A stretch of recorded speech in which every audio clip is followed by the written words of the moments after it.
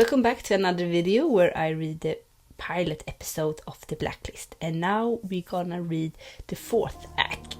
So what happened before? Well, Raymond Reddington turned himself in and everyone is like wondering why, because he's one of the most wanted in the US. And he's been on the run for like forever.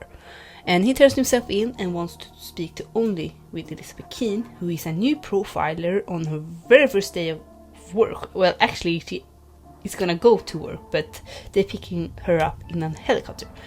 So she speaks with Reddington and she says that there's a criminal that's entering the country that's gonna take a general's daughter.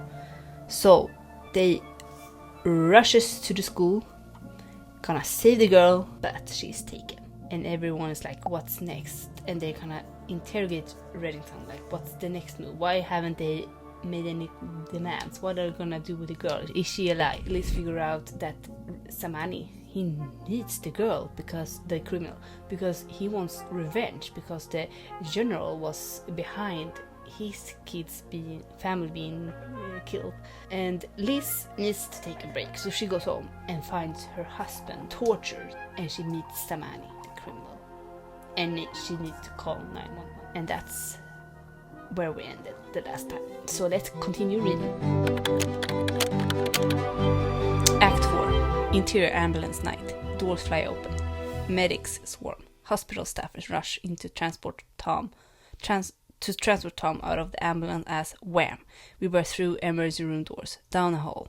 Liz runs alongside Tom's journey covered in smeared blood. Tom's drifting in and out of consciousness. Voices fading until interior hospital waiting room later. Police interview Liz. There's no sound. All she can hear is their surreal murmur, as if underwater. Liz looks up to find wrestler entering the ER. He approaches, arms open, and Liz collapses into him. What? They have been on the fence with each other all the time. Now she... Okay, well... I mean, crisis can bring everything out from people, I guess. Later, Liz sits with wrestler, trying to process, still numb. Wrestler. The chemist, we lost him, hung himself just over an hour ago. Pressing. I totally understand, and we don't have to talk about this if you can't. But it's critical that you tell me anything Samani may have said. Did you learn anything, Liz? Elsewhere. It's biological. Wrestler. The bomb, he said that? Liz. He said it's gonna be biblical. Interior hospital room night. Tom lies in a hospital bed. Tubes and wires protruding from his chest. Liz sits beside Tom, holding his hand, watching machines breathe for the man she loves. That's nice describing.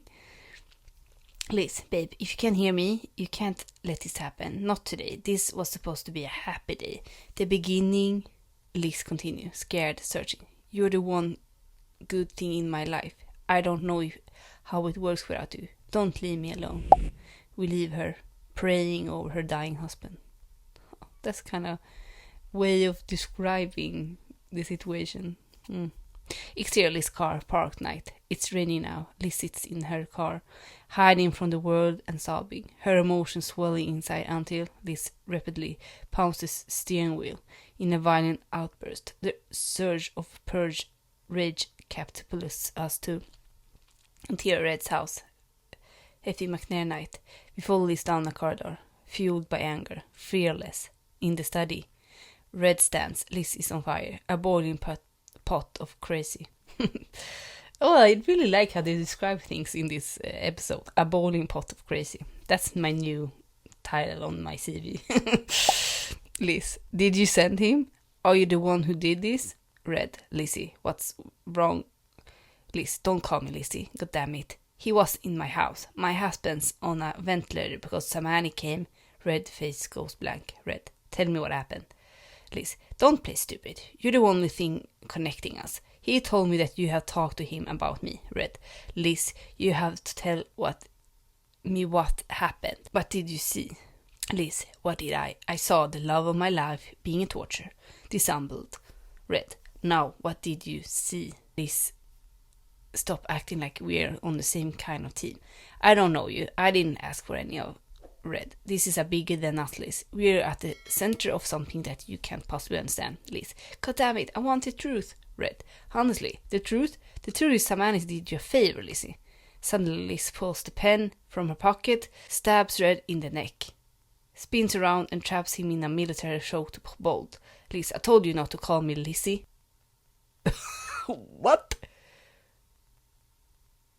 Oh, okay.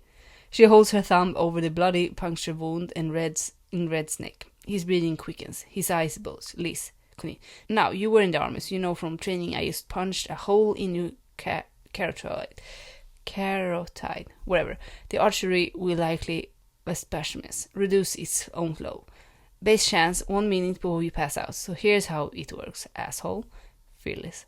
You tell me how I find Samani and make this right, or I let you die right here. Understand? Red. Yes, but Red grabs for breath, clinching for life. She's hardcore. I don't really remember this from the episode. I need to rewatch it. Red grabs for breath, clinging to life. Red. If you let me die, you will never learn the truth about your husband. Liz. You know nothing about my husband. Red allows a faint. The thing though is that's a long time ago since I watched the pilot episode. So, but I can't really remember she being this. I need to rewatch it. I'm telling you. Red allows a faint little smile. Strangely, Liz is the one who now looks trapped. Wheels turning. She has no choice but to call Liz. Guard, I need a medic. Red falls to the floor. Guards rush in and Liz collapses next to Red, trying to stop the bleeding. She barks orders, blood everywhere. We jump from the cowdog frenzy to Ixir faint McNair later. It's quiet. The silence is jarring. Liz stands with Wrestler and Cooper outside the house. Liz is still shaky.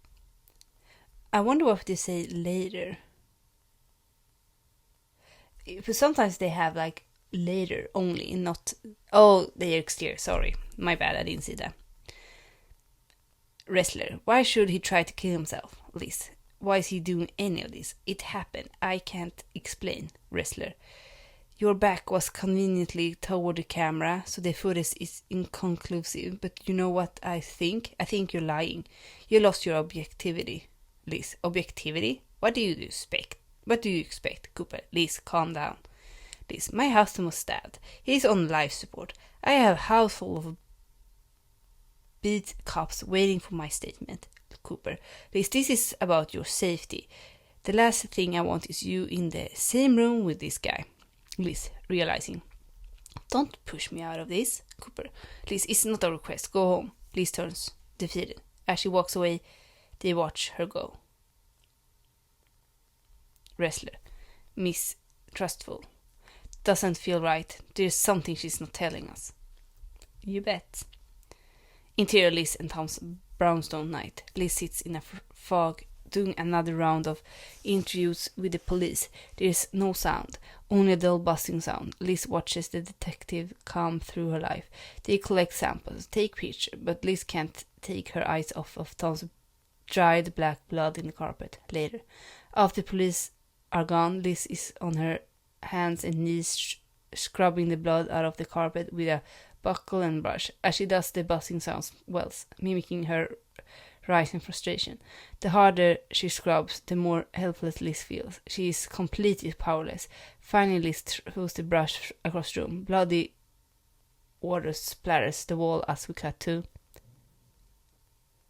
interiors, Walter Red Medical Center down.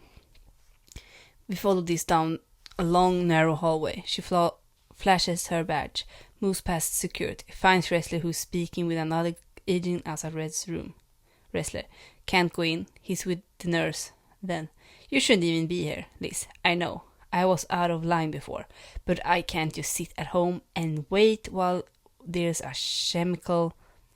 Liz trails off as the male nurse exits Red's room, pushes his cart past. She waits until the nurse is out of earshot. Liz, this isn't just about me and Tom. The weapon is going to detonate. We still don't know where. Red is willing to talk to me. Please, give me 10 minutes. Reluctant, Wesley nods, allows Liz past. But as Liz steps into Red's room, she sees the bed is empty.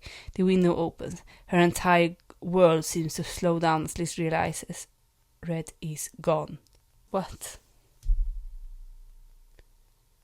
Liz steps back into the hall, sees the male nurse who just left Red's room. He steps into the elevator. As she looks eyes with Liz, we recognize the nurse as Red's chauffeur from the opening scene, the man in the grey flannel suit. Liz steps towards him, dizzy with fear, but the elevator doors closes and we come to interior public bathroom unknown. Red cuts into his shoulder with a surgical scalpel. He opens the muscle with the tip of the blade, digs out a tiny RFID microchip. He uses the tip of the knife to hold the chip up to the light, admires the device. The sound of an oncoming whistle tells us we are interior anesthesia. Same. Red shoulders his way through the rotunda. He is now wearing a stolen top hat and fedora. He finds a table outside a busy coffee shop and sits down next to a thin, hunched figure. As the man turns, we reveal it's Samani. The two men hug. Red: it's good to see you, old friend. Cut to black. End of Act 4.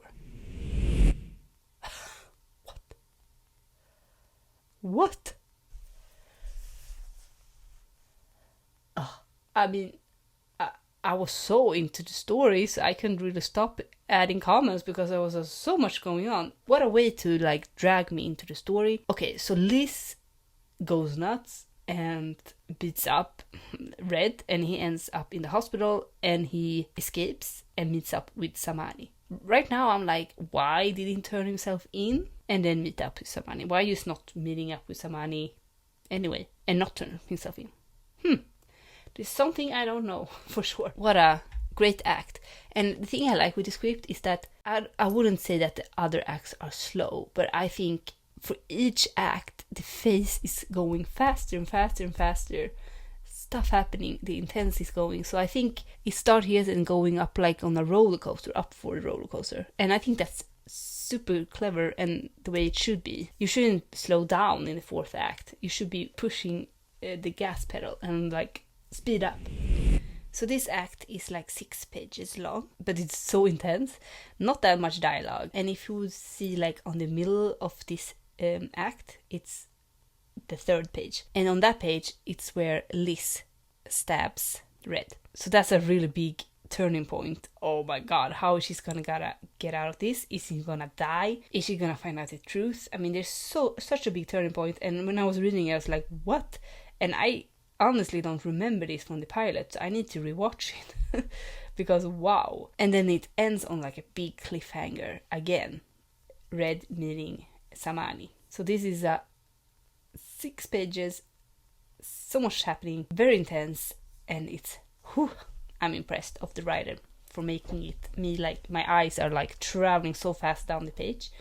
It's amazing. So what did you think of these pages? Please add a comment below and let me know. I hope you found this video fun to read and watch, and I hope you will hit the subscribe button and hit the like button, and I hope I will see you in the next video. Thank you for watching. Thank you. Bye.